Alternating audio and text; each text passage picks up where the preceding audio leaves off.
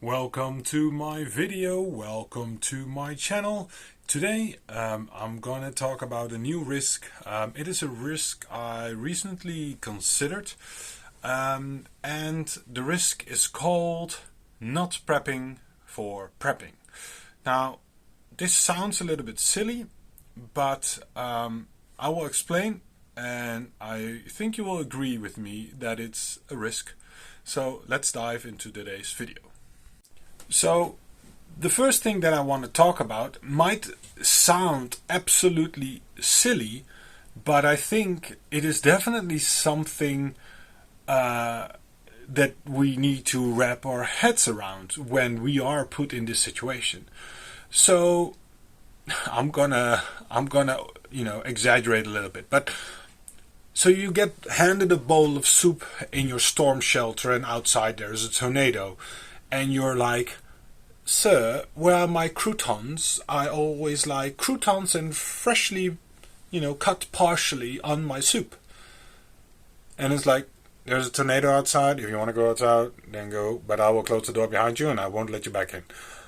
So my point here is that there's a mindset. You need to be in this situation. You're not going for fancy food or food that is the best tasting or whatever. You're going for calories. You want to have something in your body so your body can keep functioning. So with that also, a lot of people, they might say, yeah, but Wednesday it's pizza night, for example. In this case, there is no pizza night because there is a tornado. We're not going to make a pizza in a tornado.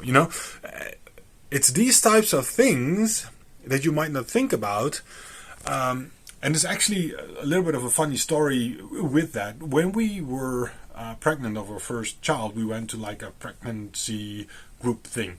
And this nurse asked us, so how do you see your first day with your baby going? And this woman started talking and she's like, well, I'm going to sleep in until 9, and then I'm going to take a shower, and, then I'm going to grab a cup of tea, and then I'm going to wake up the baby, and we're going to have a play together, and, then I'm going to put him back to sleep after I fed him. And I'm like, really? That's not how it works. The baby will come whenever the baby comes, and it will scream, and it will shout, and it will do something. It won't tell you anything, but yeah, then you check the diaper, you check if he's hungry, you check if he peed, you check, and, then you try and get some sleep, but it's not like you can sleep in or you give him a planning and say, well, this is our planning, please stick to it.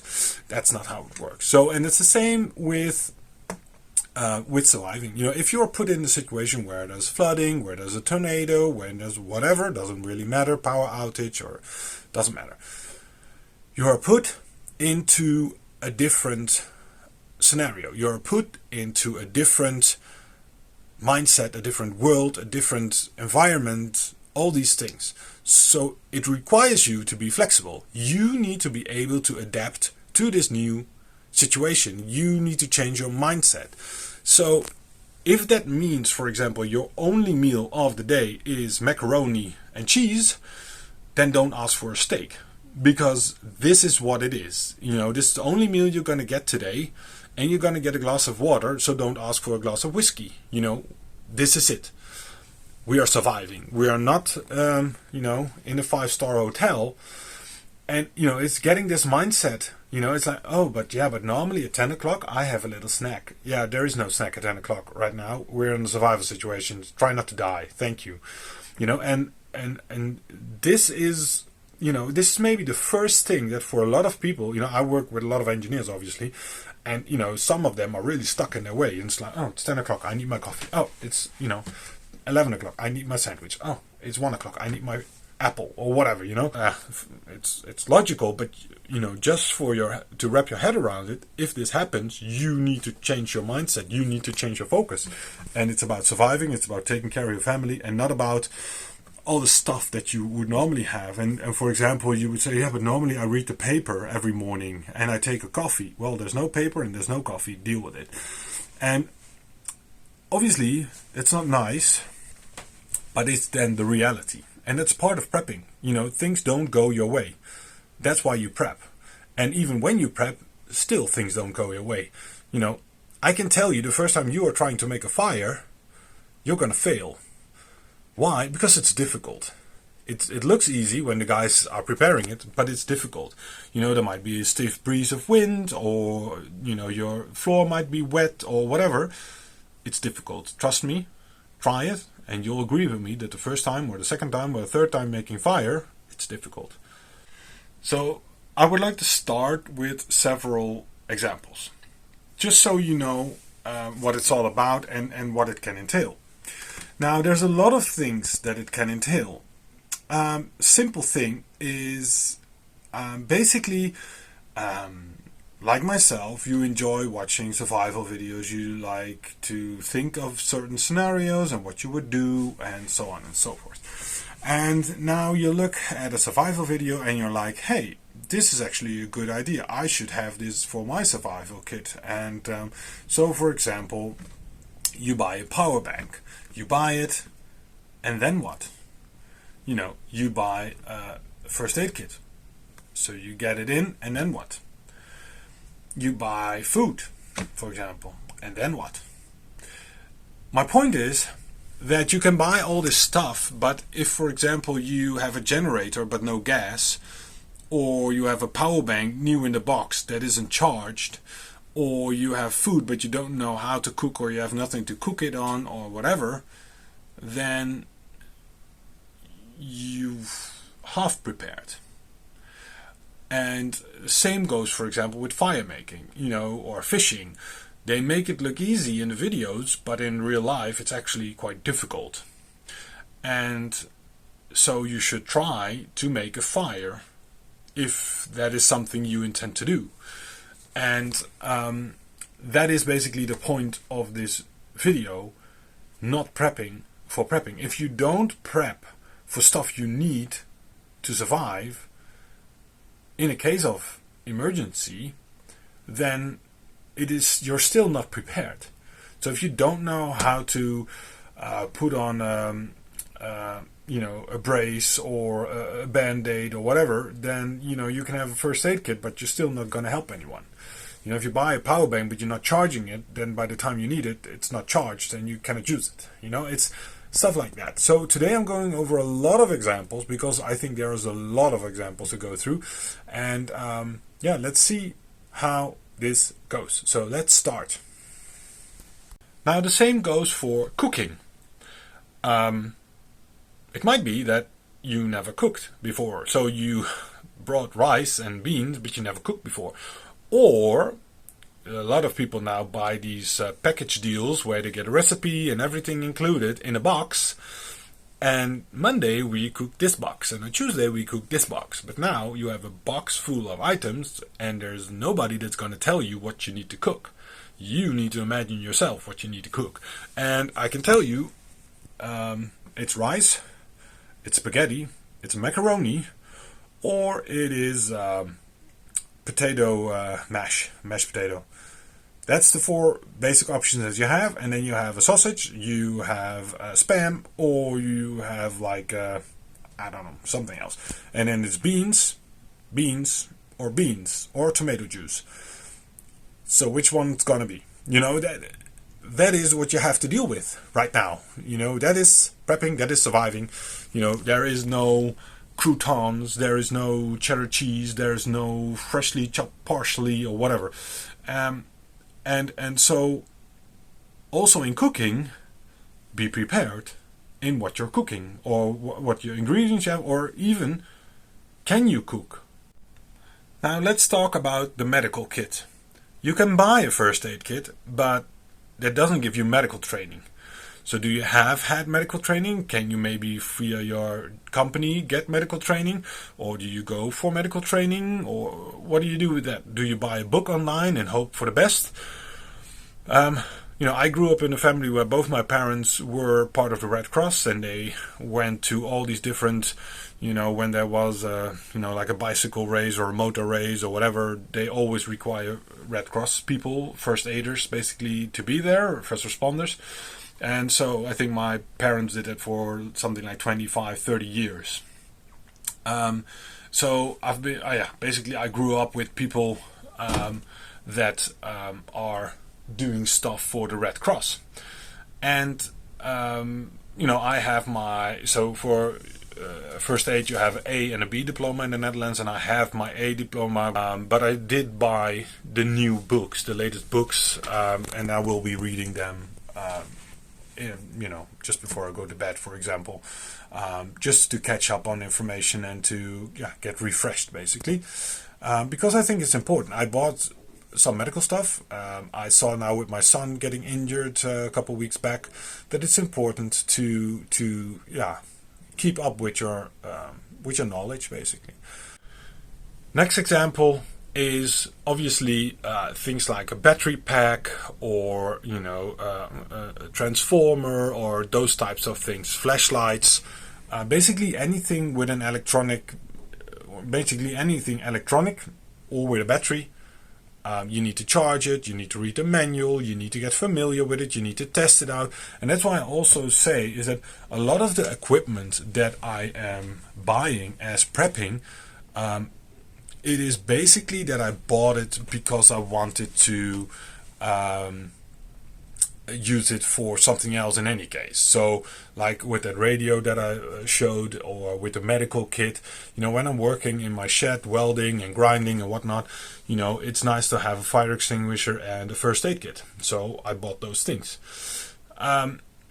It's so flashlight as well when you walk in the dark, whatever. A knife as well. We now, I think I mentioned this before, that wolves are coming back into the Netherlands. I live on the border between Germany and the Netherlands, and so there's a lot of wolves in the border area, a lot.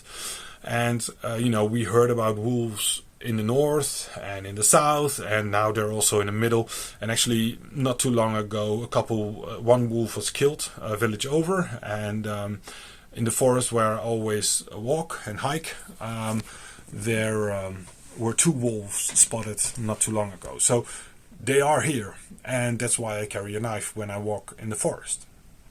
If they would be there and I need to defend myself against a wolf, I don't know if there's much chance of defending yourself against a wolf or against 2 wolves, I have no idea, but at least for my own peace of mind, but that's one part of why I need a knife. But then the other thing is fire making, generally speaking, so betoning, but also just preparing fire, making small twigs and nice curls, basically, so you can start a fire easily. Feather sticking, it's called. So it's all these things that you need a knife for, and you need to test them.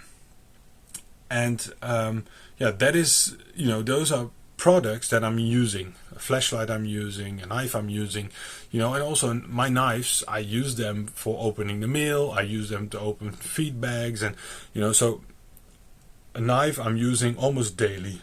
And so it's an investment, it's something I use every time, so I know my way around it, I know what it's good at, what it's not good at. But you obviously, again, when you prep for prepping, then you need to test whatever you buy. And so, for example, as well, that speaker that I bought, it says it has 15 hours live. I was cooking the other day, and I was at least cooking for 3 hours, and then I drove in the car somewhere and I took the speaker with as well. So I think the speaker at least was running for 5 hours. I bought a power bank, for example, and that power bank, I was looking at the buttons and whatnot, and the light turned on, and I could not figure out how to get the light turned off again, which is a little bit silly. So I had to actually read the manual, which wasn't super clear. So, but in the end I figured it out, but I forgot it again because it's a year ago or whatever since I last touched it. But still, these things are important because obviously if your power bank has the light on all the time, which you don't need to, then obviously your battery is draining, and that would be a little bit a sad thing. Now, so we talked about knives, we talked about all those things. Fishing, another thing. So in the Netherlands we cannot hunt, so fishing is then our only option. Basically there's only one small pond in my area, and then otherwise I need to go quite far, which is not ideal. But I've been fishing all my life, so fishing is not an issue for me. I have all the equipment, and so if I need to go fishing, then I will be fine.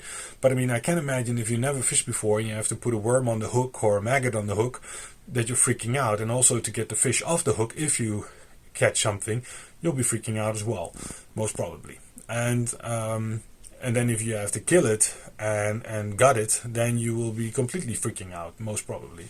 So this is something that obviously we hope we never need it, but if you do need it, it's good that you're at least prepared for it. And that was, for example, my thing when I was in South Africa, is that we wanted to go to a gun range.